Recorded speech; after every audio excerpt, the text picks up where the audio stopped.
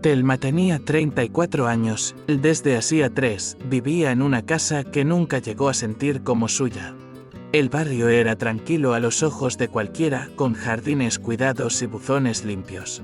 Pero dentro de esas paredes, el aire se volvía denso, como si se filtrara un polvo invisible que pesaba en los pulmones. Trabajaba a medio tiempo en una clínica local. Pero había renunciado a estudiar enfermería cuando Maxwell, su marido, sugirió que la familia necesitaba que ella estuviera más en casa. Él era un hombre de gestos calculados y voz suave en público, pero que en privado dominaba cada espacio y cada conversación. No necesitaba gritar para imponer miedo, bastaba con su manera de quedarse callado, mirándola fijo. Hasta que ella terminaba por excusarse de algo que no había hecho. La familia de Maxwell no era distinta, expertos en disfrazar el desprecio con bromas, en soltar frases que parecían inocentes pero que dejaban heridas que tardaban días en cerrarse. Thelma había aprendido a moverse, con la misma cautela con que se camina sobre hielo fino. Emma, su hija de 9 años, tenía un rostro dulce, pecas claras en la nariz y unos ojos que no parpadeaban cuando algo le preocupaba. A simple vista, parecía una niña como cualquier otra. Pero su mundo interior estaba entrenado para detectar cambios sutiles en el ambiente, un suspiro más fuerte de Maxwell, un plato colocado con fuerza sobre la mesa, un tono de voz que bajaba demasiado. Su abuelo, el coronel James Mitchell, un hombre que, incluso retirado, conservaba la postura de quien ha pasado media vida en formaciones militares. Le había enseñado a observar antes de actuar. Le repetía que las pruebas hablan más fuerte que las palabras y que, si quería proteger a alguien, debía aprender a hacerlo sin exponerse. Emma tomó esas lecciones y las transformó en un plan silencioso. Su tablet, cubierta con una funda amarilla y un stick de cohete, se convirtió en su principal herramienta: grabaciones de voz, fotos discretas, videos cortos, anotaciones con fechas y horas. Guardaba todo en una carpeta oculta que compartía con su abuelo bajo el inocente título de tarea de ciencias. La rutina en aquella casa era una coreografía milimétrica, diseñada para evitar que Maxwell encontrara un motivo para enfurecerse. Thelma se levantaba antes del amanecer. Preparaba café fuerte justo como él exigía y revisaba 3 veces que el desayuno estuviera en la mesa a la hora exacta. Las conversaciones se reducían a frases cortas: sí, no, está bien. Cada día tenía sus trampas invisibles: si la camisa que él quería no estaba planchada, si el coche no tenía suficiente gasolina, si la comida no llevaba el condimento que prefería. En cada reunión familiar, Maxwell se transformaba en un anfitrión perfecto. Mientras Thelma soportaba el desfile de comentarios condescendientes de su suegra y sus cuñadas, salía de esas veladas con una sonrisa falsa y las manos apretadas, como si sostuviera todo su mundo para que no se desmoronara. Emma, aunque pequeña, comprendía que su madre no vivía, sino que sobrevivía. Su entrenamiento con el abuelo no era un juego, lo tomaba tan en serio como si fuera una misión real. Cada vez que Maxwell levantaba la voz, ella fingía concentrarse en un cuaderno, mientras con un movimiento mínimo activaba la grabadora de la tablet.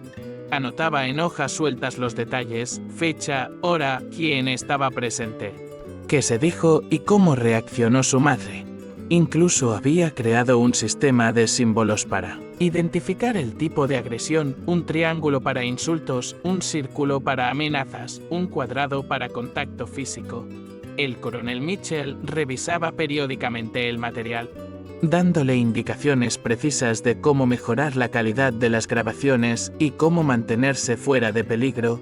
Emma no sabía exactamente cuándo ni cómo usaría todo aquello, pero sí sabía que cada archivo era una pieza clave para sacar a su madre de ese infierno. Un domingo anterior al Día de Acción de Gracias, Maxwell llegó con la camisa pegada al cuello y ese olor a colonia cara que usaba cuando necesitaba imponerse. Encontró una toalla húmeda mal doblada en el baño y lo convirtió en un juicio sumario. Habló de Falta de respeto, de desorden mental, de incapacidad para llevar una casa. Thelma, sin levantar la mirada, recogió la toalla y pidió disculpas con un hilo de voz. Como si pronunciara una contraseña para evitar el castigo. Él empujó el cesto con el pie, lo volcó y la lluvia de ropa sucia golpeó el azulejo como una granizada. En el espejo empañado quedó la marca de la mano de Maxwell. Una mancha oblonga que durante días pareció un recordatorio colgado a la altura del rostro. Al salir del baño, cerró la puerta con un golpe seco que hizo vibrar la lámpara del pasillo. Thelma contó mentalmente hasta 100 para recuperar el pulso. Emma, desde el cuarto, memorizó el ritmo de esos segundos para sincronizar la grabación. El incidente no dejó moretones visibles, pero dejó la casa con ese olor agrio que aparece cuando el miedo suda en silencio. Ese día, Thelma durmió con calcetines por primera vez en meses, como si cubrir los pies pudiera cubrir también la vergüenza. Esa noche, Emma revisó el material con el cuidado de un relojero como le había enseñado el abuelo, auriculares puestos, volumen bajo. Notas al margen. Renombró los archivos con códigos que solo ella y el coronel entendían. T1029 el baño REM para baño y empujón, T1029 el audio REP para reproches continuos. Añadió fotos de la toalla en el suelo y del cesto volcado, con marcas de tiempo alineadas al segundo con el audio, en una hoja cuadriculada. Dibujó el baño desde arriba y marcó con flechas la posición de cada objeto, como si estuviera recreando una escena técnica. Luego hizo una copia en la carpeta compartida y otra en una memoria USB escondida, dentro de un estuche de lápices con forma de helado. El coronel respondió más tarde con un mensaje breve: buena secuencia. Mantén distancia. Prioriza tu seguridad. Emma entendió que no solo estaba reuniendo pruebas, estaba aprendiendo a pensar como alguien que no se deja arrastrar por el pánico. Imaginó el día en que todo ese rompecabezas encajaría frente a los que se reían a la mesa. Y por primera vez en mucho tiempo, se durmió con la sensación de que el monstruo, por grande que fuera, tenía un talón de Aquiles. No era valentía imprudente. Era estrategia en estado puro.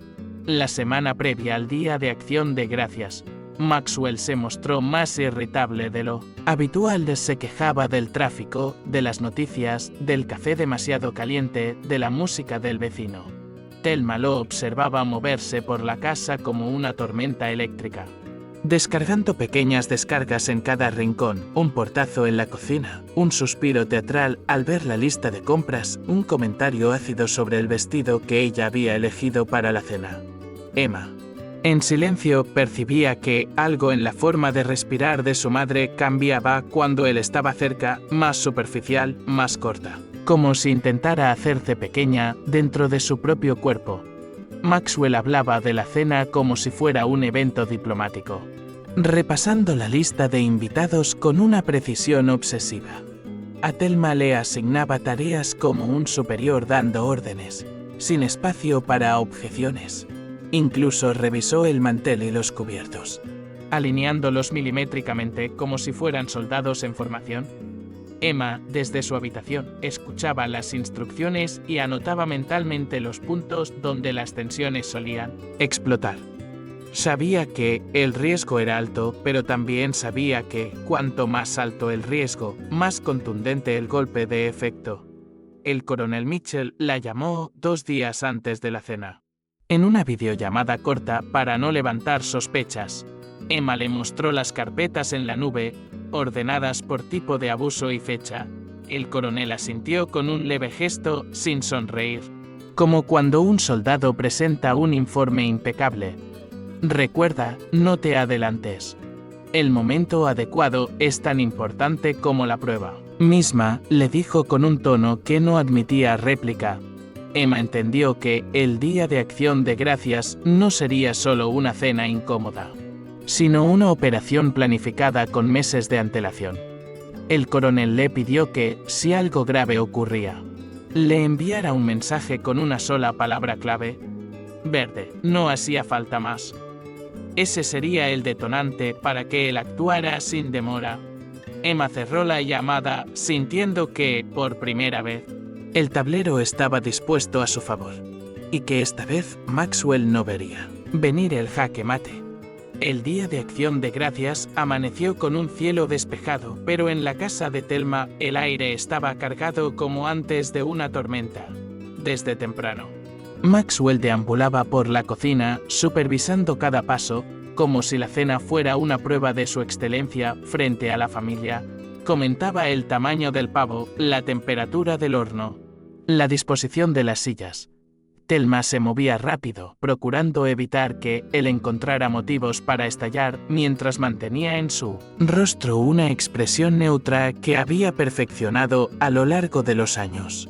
Emma, desde el pasillo, observaba todo sin intervenir, con la tablet discretamente guardada en el bolsillo interior de su sudadera. Era el mismo bolsillo en el que había practicado durante semanas sacar y activar la grabadora sin que nadie lo notara. Ese día, cada gesto estaba medido, cada mirada calculada. La estrategia no admitía improvisaciones. El coronel ya estaba de guardia, pendiente del teléfono, y Emma lo sabía. El tablero estaba listo. Por la tarde, los primeros invitados comenzaron a llegar, trayendo consigo el ruido de las conversaciones y el aroma de perfumes caros. Maxwell se transformó en el anfitrión impecable, sonrisa amplia, apretones de manos firmes, frases cortas y corteses.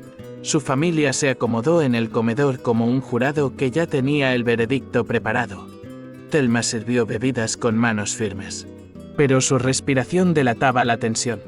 Entre las risas y los comentarios triviales, Emma detectó los cuchicheos, las miradas rápidas hacia su madre y las sonrisas sesgadas que ya había visto en otras ocasiones. El mantel estaba impecable, las copas alineadas, los cubiertos brillando bajo la luz cálida de la lámpara. Pero nada de eso podía ocultar que el peligro estaba sentado en la misma mesa. Emma encendió la grabadora de la tablet en el momento exacto en que Maxwell se inclinó hacia uno de sus hermanos y comenzó a susurrar algo que provocó una carcajada contenida. No sabía todavía qué frase había disparado esa risa, pero sí sabía que la noche recién empezaba a mostrar los dientes. La conversación en la mesa comenzó con temas inofensivos, anécdotas de infancia, recuerdos de otras cenas, comentarios sobre el clima. Pero Maxwell, como tantas veces antes, no tardó en girar la atención hacia Thelma. ¿Recuerdan cuando intentaste cocinar para todos y se te quemó el pastel?, dijo con una sonrisa que no tocaba sus ojos. Algunos rieron suavemente. Otros bajaron la mirada. Nadie defendió a Thelma. Ella sonrió apenas, con esa expresión entrenada para amortiguar el golpe sin mostrar dolor.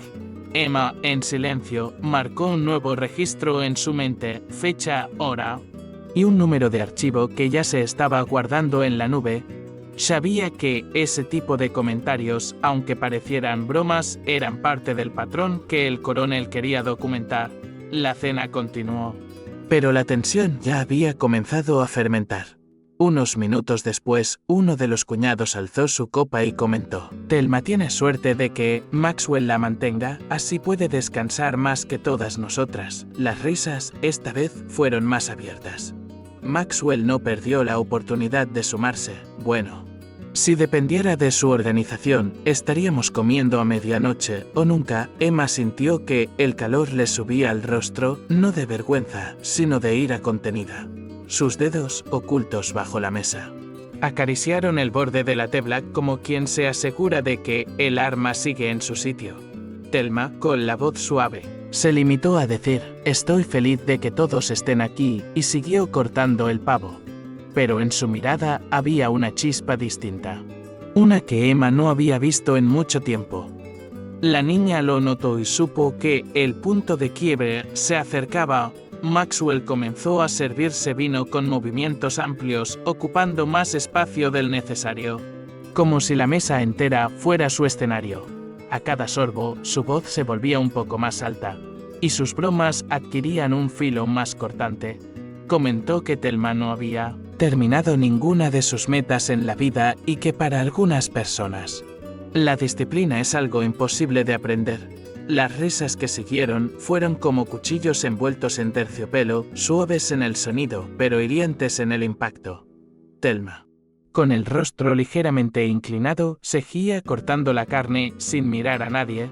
Emma, con el corazón acelerado, ajustó la posición de la tablet para capturar claramente el audio y el gesto de su padre. El coronel le había dicho que las pruebas visuales eran más contundentes, y esa noche estaba decidida a conseguirlo. Los cubiertos tintineaban, pero la verdadera fricción estaba en el aire. La chispa final fue tan repentina que nadie tuvo tiempo de reaccionar. Maxwell soltó un comentario más. Algo sobre cómo ciertas mujeres no entienden de sacrificio, y cuando Thelma levantó la vista por un segundo, él interpretó ese gesto como un desafío. Empujó su silla hacia atrás con un ruido seco. Se levantó y, con la mano abierta, le dio una bofetada que resonó como un disparo contra las paredes. El silencio que siguió fue absoluto. Incluso el fuego de la chimenea pareció detenerse. Thelma permaneció inmóvil con la mejilla ardiendo, pero sin una lágrima. Emma, sin perder un segundo, se levantó despacio, sacó su tablet y la colocó en medio de la mesa. Con una voz firme y sin temblor, anunció que todas las pruebas de los últimos meses ya estaban en manos del coronel James Mitchell desde esa misma mañana. En ese instante, la incomodidad se convirtió en un miedo palpable. Apenas unos minutos después de las palabras de Emma, el sonido de un motor grave y constante se escuchó desde la calle. Las luces de un vehículo se filtraron por las cortinas, proyectando sombras largas sobre la mesa. 3 golpes firmes retumbaron en la puerta principal, tan precisos que parecían un código militar. Maxwell se tensó, intentando recuperar una postura erguida mientras esbozaba una sonrisa nerviosa que no llegaba a los ojos. Thelma no se movió de su sitio, Emma tampoco. Cuando la puerta se abrió, la figura del coronel James Mitchell llenó el umbral.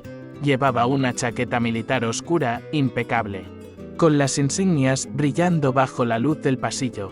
A su lado, 2 oficiales uniformados mantenían la postura rígida, las manos enguantadas descansando junto a sus muslos, listos para actuar.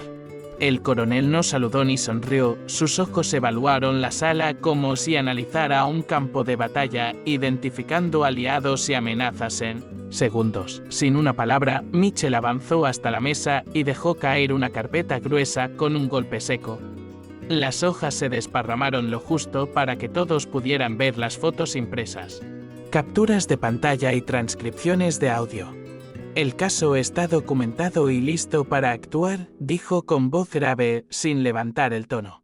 Maxwell intentó intervenir, alegando malentendidos y momentos sacados de contexto, pero el coronel levantó una mano, cortando cualquier intento de defensa. Uno de los oficiales extrajo un sobresellado y comenzó a leer una orden de restricción que prohibía a Maxwell acercarse a Thelma o Emma a menos de 200 metros. Las palabras resonaban con la frialdad de un veredicto definitivo.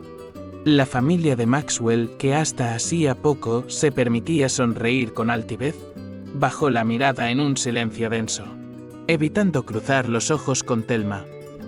El oficial que leía la orden fue claro: Maxwell debía entregar de inmediato sus llaves, su teléfono y cualquier medio para contactar a Thelma o Emma.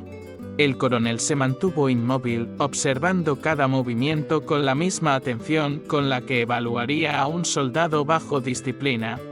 Maxwell, con el rostro rígido, retiró las llaves del bolsillo y las dejó sobre la mesa con un golpe que revelaba más rabia que obediencia. El teléfono cayó al lado con un sonido seco. Uno de los oficiales tomó ambos objetos y, sin pronunciar palabra, los guardó en una bolsa de evidencia. El coronel se inclinó ligeramente hacia Maxwell y le dijo casi en un susurro, pero con un filo que cortaba el aire: no hay más advertencias. La tensión en la sala era tan intensa que cada respiración parecía un ruido indebido. La familia de Maxwell no emitió un solo comentario. El miedo había reemplazado a la complicidad. En cuestión de minutos, el procedimiento se volvió definitivo. Los oficiales flanquearon a Maxwell y lo condujeron hacia la puerta, sus pasos resonando sobre el suelo como un conteo regresivo. Él murmuraba insultos apenas audibles, tal vez para sí mismo, tal vez para cualquiera que quisiera escucharlos, pero no hubo respuesta. Cuando la puerta se cerró, el sonido fue más que un simple clic. Fue un sello. Un punto final. Thelma permaneció de pie, procesando lo que acababa de presenciar, sintiendo como un peso invisible se desprendía de su espalda. Emma, junto a ella, mantenía la mirada fija en el pasillo vacío, como asegurándose de que no quedara ninguna sombra en la entrada. El coronel, sin apartar la vista de su hija y su nieta, asintió con un gesto breve pero cargado de significado. Ahora están seguras. Los primeros días, después de la expulsión de Maxwell, fueron un terreno extraño. Mezcla de alivio y desorientación.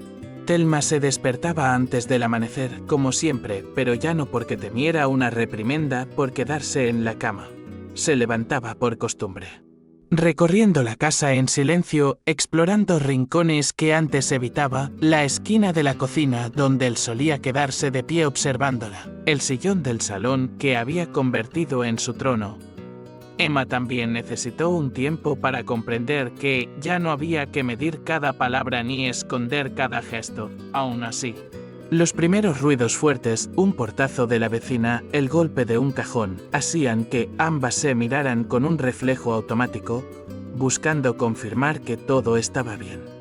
El coronel Mitchell, fiel a su palabra, se presentó todos los días, no solo para asegurarse de que la casa estuviera segura, sino para ayudarles a reorganizar su rutina. Su presencia, imponente pero protectora, se convirtió en el nuevo latido constante de ese hogar.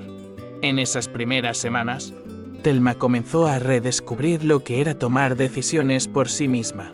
Eligió cambiar las cortinas del salón, mover los muebles del lugar y volver a abrir la ventana que Maxwell odiaba mantener abierta. Pequeños gestos que, sin embargo, tenían el peso simbólico de recuperar terreno perdido. Emma, por su parte, ayudó al coronel a instalar cerraduras nuevas y un sistema de seguridad que ella aprendió a manejar como si fuera un juego. Mitchell les enseñó procedimientos básicos de autoprotección y hasta les dio un pequeño taller improvisado sobre cómo reaccionar ante un imprevisto. La casa, que durante años había sido un espacio de tensión, comenzaba a transformarse en un refugio, por primera vez en mucho tiempo. El silencio que la llenaba no era amenazante, sino reparador.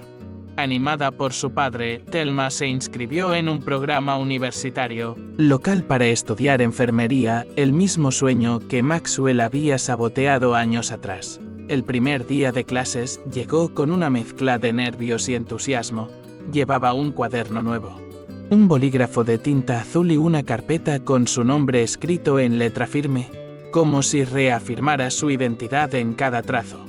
Cada tarde, después de las clases, se sentaba en la mesa del comedor a repasar apuntes mientras Emma hacía la tarea frente a ella. A veces intercambiaban sonrisas breves, cómplices, como si ambas supieran que esos momentos eran más que simples rutinas, eran la prueba tangible de que la vida podía reconstruirse. El coronel, cada vez que las visitaba, revisaba con orgullo los progresos de su hija y se aseguraba de que tuviera todo el apoyo necesario para continuar. Thelma empezaba a creer, poco a poco, que su futuro ya no estaba condicionado por las decisiones de otro. Emma, por su parte, encontró una forma de canalizar lo que había aprendido. Se unió como voluntaria a un centro comunitario que ofrecía talleres para niños en situación de vulnerabilidad. Allí compartía, con un lenguaje sencillo, cómo identificar señales de peligro y a quién acudir en busca de ayuda. No relataba su historia completa, el coronel y su madre le habían enseñado a proteger su privacidad, pero usaba ejemplos basados en su experiencia. Los otros niños la escuchaban con atención, impresionados por la seguridad con la que hablaba a pesar de su corta edad. Emma comprendió que, aunque su infancia había sido marcada por el miedo, Ahora podía convertir ese conocimiento en una herramienta para proteger a otros. Y esa misión comenzó a darle un sentido profundo a su nueva vida. La idea de ampliar la red de apoyo vino del propio coronel. Propuso conectar a Thelma y Emma con un grupo de veteranos de guerra locals. Hombres y mujeres que conocían de primera mano lo que significaba enfrentar traumas y reconstruirse desde cero. La primera reunión fue en un salón comunitario sencillo, con mesas plegables y termos de café que nunca se vaciaban.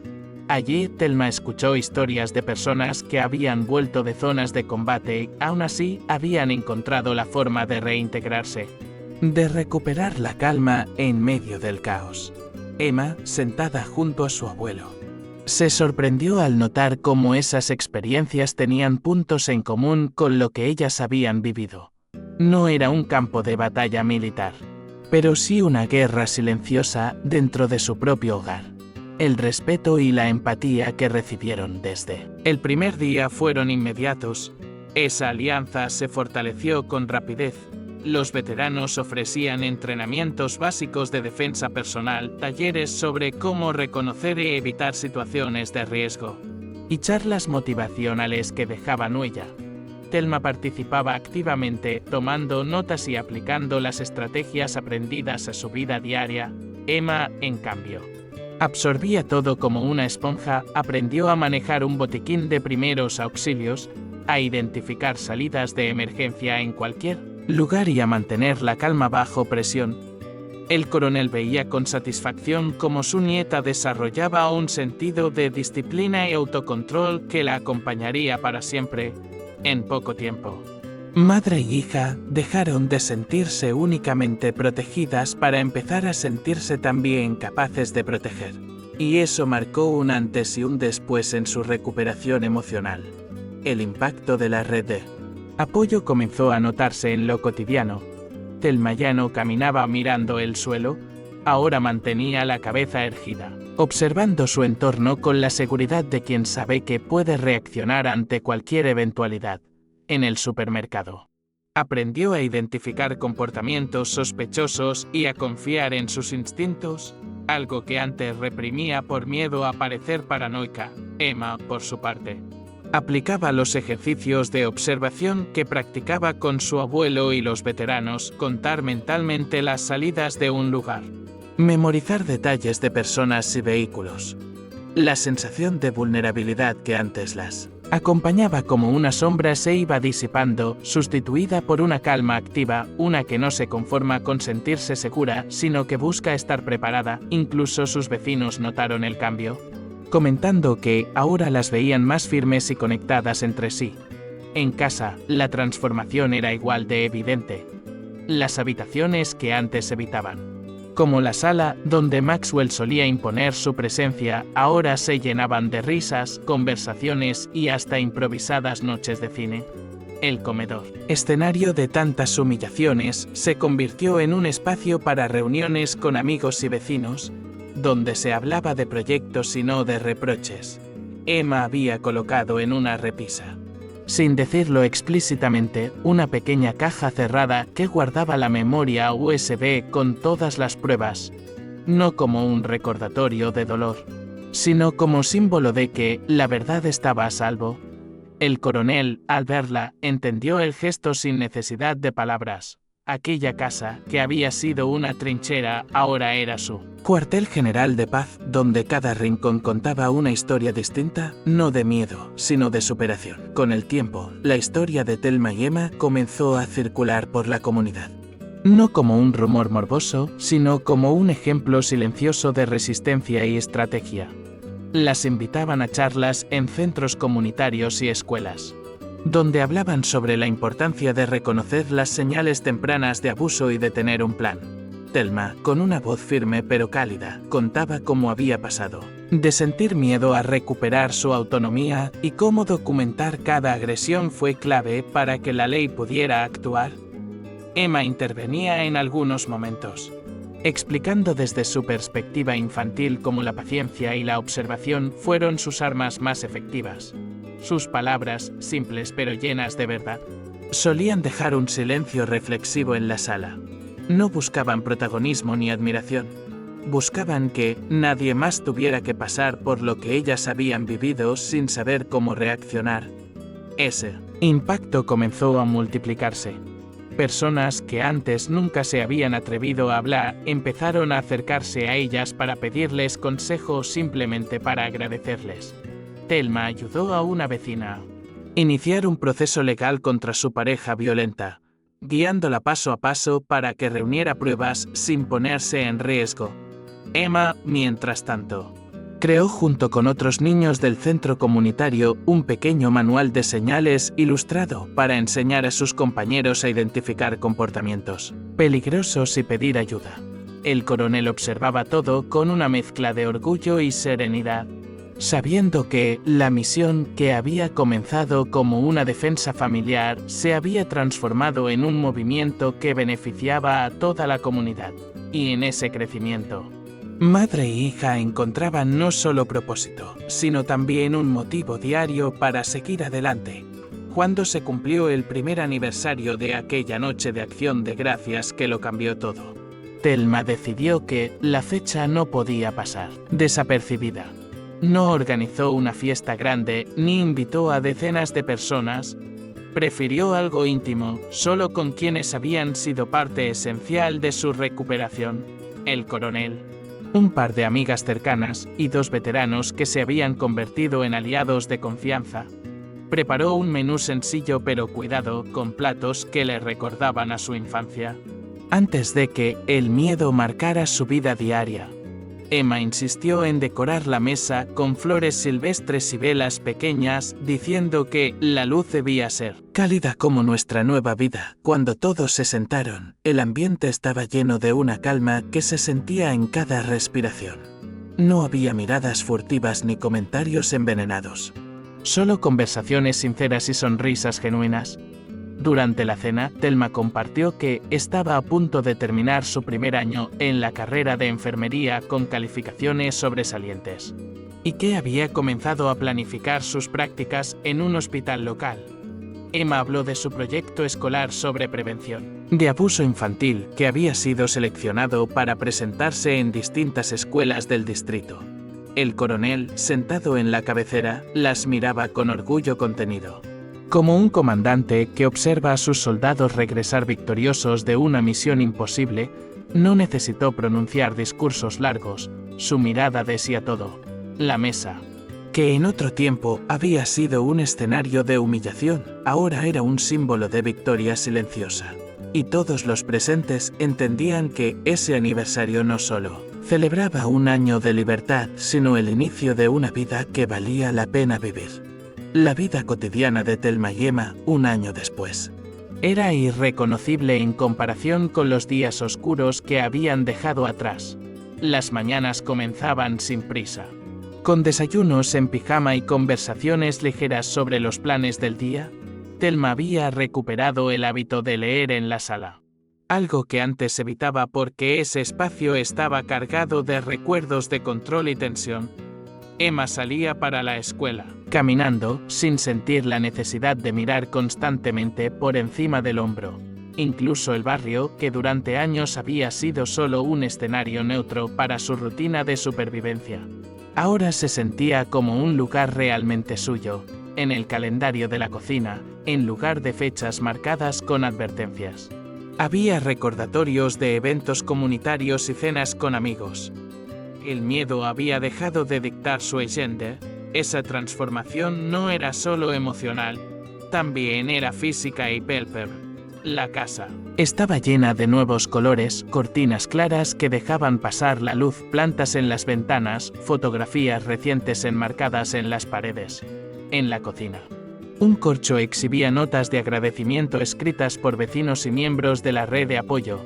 Thelma y Emma habían incorporado una rutina semanal de entrenamiento con el grupo de veteranos, y los progresos eran visibles en su postura y seguridad al caminar. El coronel, siempre vigilante, ya no iba todos los días, pero mantenía visitas regulares y llamadas para asegurarse de que todo siguiera en orden. En cada encuentro, reconocía que, más allá de su protección, madre e hija habían aprendido a protegerse solas. Esa independencia, entendía él, era la verdadera victoria. Con el tiempo, Thelma y Emma pasaron de ser vistas como sobrevivientes a ser reconocidas como referentes dentro de la comunidad, cuando surgía un nuevo caso de violencia doméstica.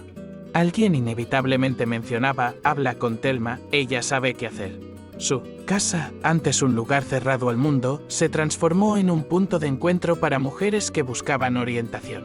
Allí, entre tazas de café y carpetas llenas de folletos informativos, Thelma escuchaba historias y ofrecía pasos concretos, como documentar dónde acudir, qué precauciones tomar. Thelma, aunque seguía siendo una niña, también aportaba su perspectiva.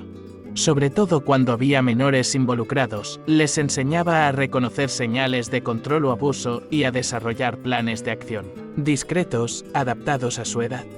El respeto que inspiraban no venía de la teoría, sino de haber caminado por ese terreno y haber encontrado la salida. Incluso las autoridades locales comenzaron a contar con su ayuda. La policía comunitaria las invitaba a participar en charlas de concientización y en más de una ocasión, Thelma acompañó a víctimas al tribunal para servir de apoyo moral. Emma colaboraba en proyectos escolares que buscaban prevenir el acoso y la violencia en casa, compartiendo con sus compañeros métodos para pedir ayuda de forma segura. El coronel veía todo esto con satisfacción, pero también con la prudencia de quien sabe que la exposición pública puede traer riesgos. Por eso, siempre insistía en que, aunque ayudaran a otros, nunca bajaran la guardia. Ese equilibrio entre servicio y autoprotección se convirtió en una regla no escrita para ambas. Habían pasado de la defensa personal a la defensa comunitaria, pero sin olvidar que la primera misión seguía siendo cuidar de su propio hogar. El nuevo desafío llegó de forma inesperada, como casi siempre ocurre. Una tarde, mientras Thelma revisaba correos en la mesa del comedor, recibió un mensaje de una dirección desconocida. No contenía texto, solo una foto borrosa de la fachada de su casa tomada desde la calle. El corazón le dio un salto, pero respiró hondo antes de mostrarle la imagen a Emma y llamar al coronel. Mitchell llegó en menos de 20 minutos, acompañado por uno de sus contactos en la policía local. Juntos revisaron las cámaras de seguridad y detectaron que un coche oscuro había pasado lentamente varias veces frente a la vivienda. No pudieron identificar al conductor, pero el coronel no necesitó más para activar un protocolo de precaución. En otro tiempo, este tipo de amenaza hubiera paralizado a Thelma. Ahora, su reacción fue inmediata y controlada. Esa misma noche, se reunieron con 2 veteranos del grupo de apoyo para evaluar medidas adicionales. Instalaron iluminación exterior con sensores de movimiento y reforzaron el sistema de cámaras. Emma, sin mostrar miedo, sugirió reorganizar la rutina para evitar patrones predecibles de salidas y llegadas a casa. El coronel la escuchó con una mezcla de orgullo y respeto. Esa era la misma niña que un año atrás había organizado un dossier para derribar a Maxwell, ahora pensando en tácticas preventivas.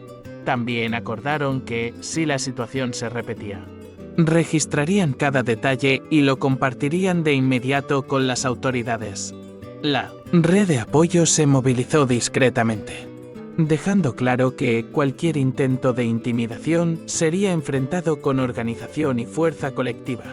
Aquella experiencia reafirmó algo que ya intuían: la seguridad no es un estado permanente, sino una vigilancia activa. En menos de una semana, el misterioso coche volvió a aparecer, pero esta vez la respuesta fue inmediata. Las cámaras de seguridad capturaron la matrícula con nitidez. Y el coronel, moviendo sus contactos, logró que la policía identificara al propietario, un primo lejano de Maxwell que había mantenido contacto con él pese a la orden de restricción. La denuncia se presentó de forma oficial en cuestión de horas. Un juez amplió la orden para incluirlo. La comunidad entera se enteró del intento de intimidación y, lejos de asustarlas, La situación fortaleció la percepción de que Thelma y Emma no eran un blanco fácil. Varios vecinos se ofrecieron voluntariamente para formar un círculo de vigilancia informal, comprometiéndose a avisar ante cualquier movimiento sospechoso. El mensaje era claro: quien quisiera amedrentarlas tendría que enfrentarse a toda una reunida. Ese episodio se convirtió en una prueba más de lo que habían construido. Thelma reflexionaba que, en otro tiempo, esa amenaza habría significado noches de insomnio y días de paranoia. Ahora, era un recordatorio de que la preparación y el apoyo podían neutralizar el miedo. Emma, por su parte, sintió que la experiencia confirmaba lo que su abuelo siempre le repetía: la disciplina salva. Las charlas comunitarias que antes giraban en torno a su historia comenzaron a incluir este nuevo caso como ejemplo de respuesta organizada. Incluso, algunos veteranos reconocieron que la manera en que madre e hija habían manejado la situación era digna de manual, lejos de retroceder. Ambas reforzaron su compromiso de seguir ayudando a quienes aún estaban atrapados en situaciones peligrosas, demostrando que el miedo solo gana cuando se le permite crecer en silencio. Tras aquel incidente, Thelma y Emma decidieron formalizar parte de su labor comunitaria. Con la ayuda del coronel y del grupo de veteranos, crearon un pequeño programa llamado Re-Escudo, pensado para brindar orientación y recursos inmediatos a víctimas de abuso doméstico. No se trataba de una organización grande ni con oficinas elegantes. Operaban desde su casa y el centro comunitario, pero cada caso atendido recibía seguimiento personalizado. Diseñaron guías prácticas, listas de contactos de emergencia y protocolos de seguridad doméstica que combinaban la experiencia militar con la realidad cotidiana de las familias. El nombre empezó a circular más allá de su barrio, y pronto recibieron llamadas de otros distritos. Thelma sentía que, después de años de silencio, su voz ahora servía para salvar a otros. Emma, con su energía incansable, se convirtió en la encargada de enseñar a los niños, usando dinámicas y juegos para transmitir mensajes serios sin asustarlos. En el plano personal, la estabilidad comenzaba a sentirse como algo natural. Thelma estaba en la recta final de su segundo año de enfermería, con planes de especializarse en atención de emergencias. Emma se había integrado plenamente en su escuela, con un grupo de amigos que la conocían como alguien creativa y confiable, sin necesidad de saber todo lo que había pasado. Las tardes en casa eran tranquilas, música suave, el aroma del té que Thelma preparaba y el coronel entrando algunas veces sin previo aviso solo para asegurarse de que todo estuviera en orden. La sensación de alerta constante había disminuido, pero no desaparecido del todo. En cambio, se había transformado en un instinto de cuidado equilibrado. Sabían que el peligro podía reaparecer en cualquier momento, pero ahora tenían la certeza de que podían enfrentarlo juntas y ganar. Una noche de viernes, mientras la lluvia golpeaba suavemente las ventanas, Thelma y Emma se sentaron en el sofá con una manta compartida. La televisión estaba encendida, pero el sonido bajo. Más que ver algo, disfrutaban de la compañía. Emma, con la cabeza apoyada en el hombro de su madre, preguntó: ¿crees que algún día olvidaremos todo lo que pasó? Thelma tardó en responder. No porque dudara, sino porque quería elegir bien las palabras. Olvidar. No. Pero un día lo recordarás sin que duela, dijo finalmente, acariciando el cabello de su hija. El coronel, que estaba en la cocina preparando té, escuchó en silencio. Esa escena, pensó, era la verdadera victoria: 2 generaciones conversando sin miedo en un hogar donde antes reinaba la tensión. Hablaron largo rato sobre los últimos 2 años, repasando tanto las pequeñas victorias como los momentos más duros. Emma reconoció que, aunque había tenido miedo muchas veces, nunca se había sentido sola. Thelma, por su parte, confesó que gran parte de su fuerza vino de ver la determinación de su hija. Rieron al recordar ciertos detalles, como las primeras contraseñas absurdas que usaban para comunicarse en secreto, o como Emma había escondido la memoria USB dentro de un estuche de lápices con forma de helado. No era una conversación triste, sino un repaso de estrategias y aprendizajes que, vistos con distancia, parecían capítulos de un manual que ambas habían escrito juntas. Y en ese intercambio, quedó claro que lo que habían construido ya no dependía de la presencia constante del coronel ni de la red de apoyo, ahora era parte de su propia naturaleza. Con la llegada de la primavera, Thelma decidió hacer algo que durante años había sido impensable: cambiar la cerradura principal por una que eligió ella misma. No era una necesidad urgente, la seguridad ya estaba cubierta. Pero sí un gesto profundamente simbólico. Invitó a Emma a elegir la nueva llave y juntas optaron por una con un diseño sencillo, grabada con un pequeño escudo. El día que la instalaron, Thelma giró la llave en la cerradura y sintió un clic que no solo cerraba una puerta, sino que sellaba una etapa entera de sus vidas. Emma sonrió y dijo: ahora esta casa es oficialmente nuestra fortaleza. En ese instante, supieron que no se trataba solo de estar a salvo, sino de ser las dueñas absolutas de su espacio y su historia. El coronel, al enterarse, apareció esa tarde con una caja envuelta en papel marrón. Dentro había un marco con una foto de las tres, tomada en una reunión comunitaria, y una placa pequeña que decía: resiliencia es nuestra herencia. Colocaron el marco en la entrada, justo al lado de la nueva cerradura, como recordatorio para cualquiera que cruzara la puerta de que allí vivían personas que habían ganado su libertad. El coronel no se quedó mucho tiempo. Se despidió con un abrazo firme, como si supiera que ahora ellas podían sostenerse solas. La casa quedó en silencio, pero era un silencio lleno de vida, de planes y de paz.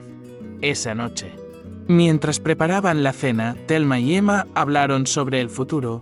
No hicieron listas rígidas ni promesas imposibles. Simplemente se permitieron imaginar. Viajes que querían hacer, recetas que querían probar, personas a las que querían ayudar. La vida, por fin, se sentía como un territorio abierto, sin fronteras impuestas por el miedo. Emma, con la mirada fija en su madre, dijo: lo mejor es que todo esto lo hicimos juntas. Thelma sonrió, con la certeza de que esa era la verdad más importante. Porque, al final, no solo habían sobrevivido, habían aprendido a vivir en libertad, y esa era una victoria que nadie podría arrebatarles.